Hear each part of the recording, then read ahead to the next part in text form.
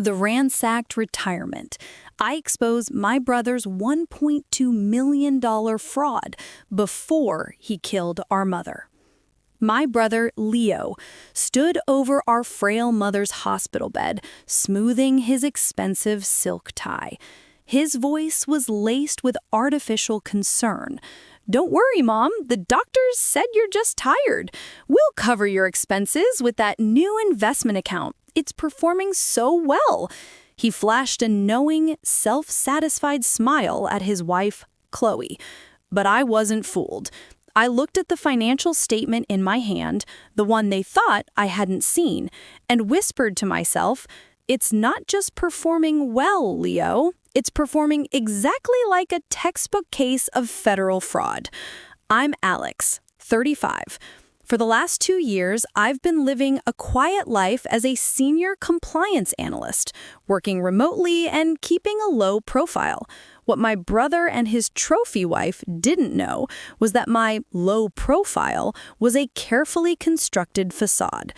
Before I transitioned to consulting, I spent 5 grueling years working as a forensic accountant for the IRS, specializing in white-collar crime. I tracked complex money laundering schemes and saw firsthand how greed could turn family members into predators. My father passed away 5 years ago, leaving our mother, Evelyn, a tidy $1.5 million retirement fund and the family house. Leo and Chloe moved in soon after, ostensibly to take care of Mom. But their version of caregiving involved expensive new cars, annual trips to Europe, and continuous financial advice. They quickly convinced Mom to sell her blue-chip stocks and reinvest the proceeds into a private fund, promising guaranteed 25% annual returns. A classic red flag I recognized instantly. I tried to warn Mom subtly, telling her the risks were too high. But Leo, always the golden boy, would dismiss me. "Alex is just jealous of real success, Mom. He's happy playing with his spreadsheets while I'm making millions." Chloe would chime in, calling my remote job a glorified secretary role that showed a lack of ambition. I let them believe it. My silence was a strategy. My father had taught me a valuable lesson. If you want to catch a predator, you must first let them believe they are safe. The confrontation began the moment Mom was admitted to the hospital with acute stress and exhaustion. The doctors suspected a sudden financial shock. When I saw the depleted bank account balance and the statements from the investment fund, I knew the time for subtlety was over. Nearly $1.2 million of Mom's retirement was gone, funneled through layers of shell corporations and back to a single anonymous holding company. The open loop was set. How could I expose them without compromising the integrity of the federal case I was preparing? The next day, I confronted Leo and Chloe in the living room. Mom was still hospitalized. "We need to talk about Mom's finances," I stated, holding the bank statement. Leo looked bored. "What's there to talk about? Everything is handled. Mom's money is safe, growing beautifully, unlike the pathetic interest rates you get from Mom's Mr. Spreadsheet." Chloe smirked. "Yes, Alex. Why are you suddenly concerned? You haven't paid attention to Mom in 2 years." I ignored the insult. "The fund you invested Mom's money in, the 25% guaranteed return fund, it shows a loss of $1.2 million over the last 6 months. It's almost entirely gone." Mark's confidence wavered, but only slightly. "That's impossible. You must be looking at an old statement. The market fluctuates, Alex. You wouldn't understand complex asset management." He tried to snatch the paper, but I held firm. "It doesn't fluctuate, Leo. Not when the fund itself is structured as a private, non-reporting entity in the Cayman Islands. Tell me, who manages this fund?" Leo hesitated, a dangerous pause. "A contact of mine. A very private, successful man." "Why?" "Because," I leaned closer, dropping my voice to a level that forced their attention, a deliberate pattern interrupt. "That private, successful man is named Cayman Holdings LLC. That's not a person, Leo. It's a mailbox. A mailbox that funnels money directly into the holding company that owns your new yacht. Jessica gasped. The air turned heavy. That's a ridiculous accusation. You have no proof. You're just angry that Mom gave us control. I have proof of intent, I corrected. 2 years ago, when you sold Mom's blue chip portfolio, you claimed she needed the liquidity for medical preparation. But Mom was perfectly healthy then. That was the inciting event of your scheme. And now, Mom is in the hospital with a condition exacerbated by severe financial anxiety, an anxiety you caused. The accusation of emotional abuse struck a nerve. Leo's face hardened.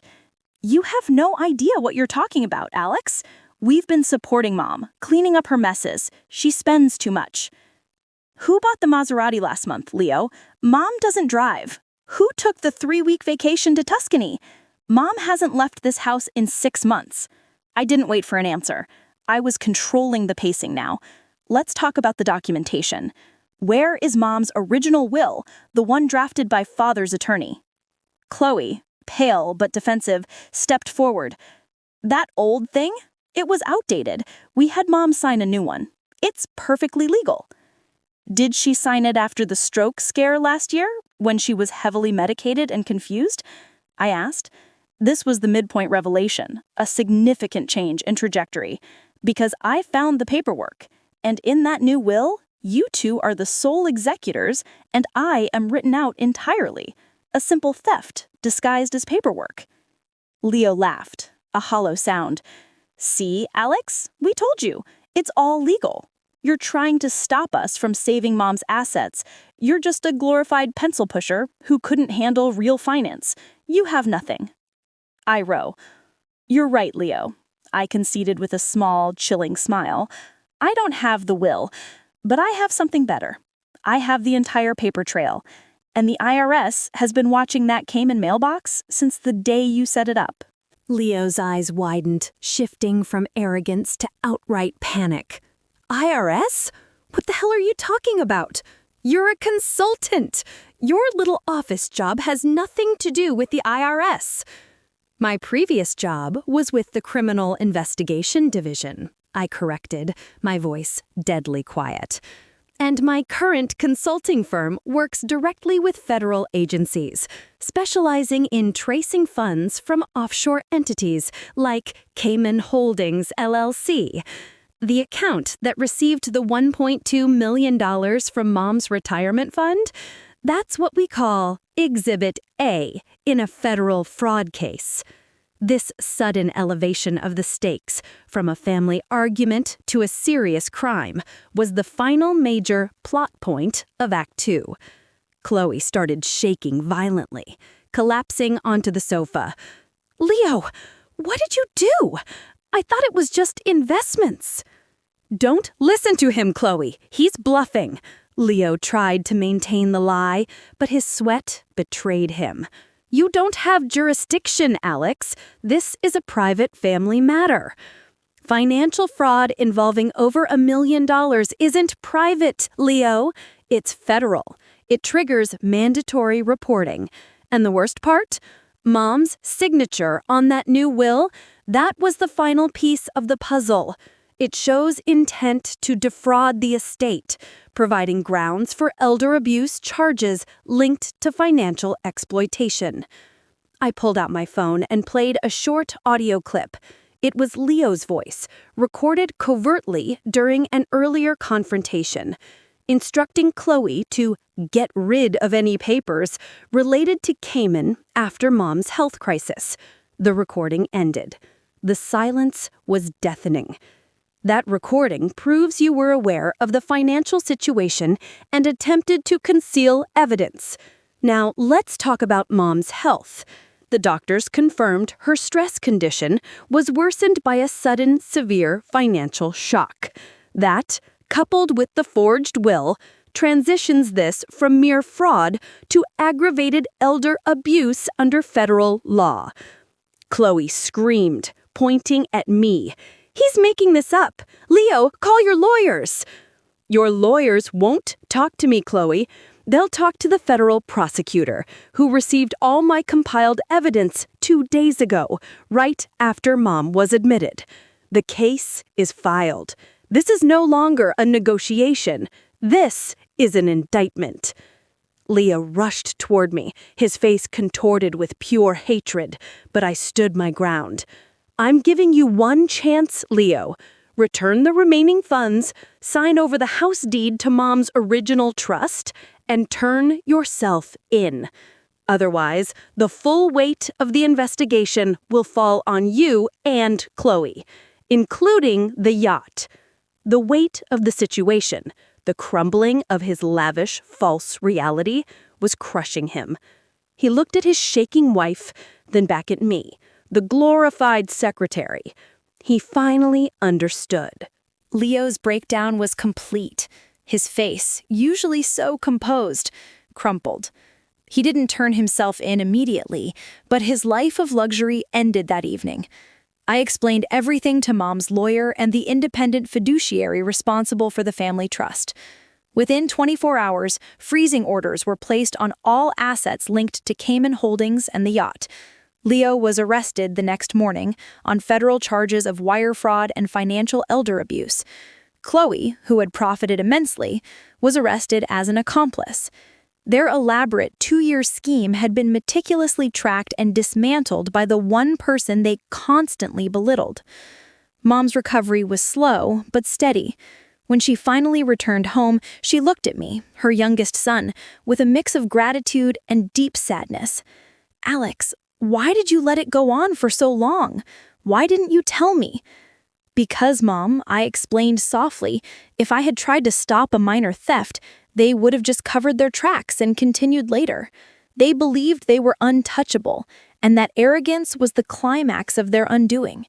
To expose them permanently, I had to ensure the crime was serious enough for federal prosecution. I had to let them think they won."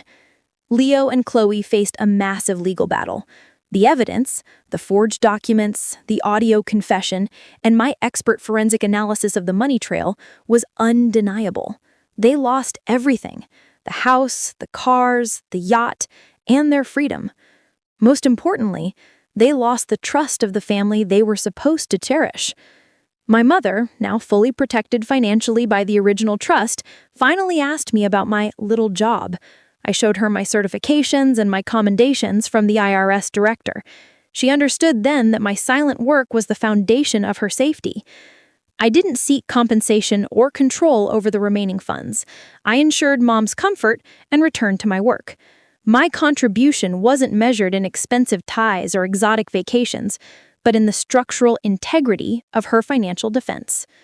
The most valuable lesson drawn from this story is one of true financial power and the illusion of expertise. The family, and my brother, were fooled by the surface-level flash, the expensive suits, and the high-risk, loud investment talk, believing that visible activity equates to competence. They saw my remote, quiet work as a hobby or weakness. However, true value and safety are almost always found in the quiet, methodical application of specialized knowledge, discretion, and strategic patience.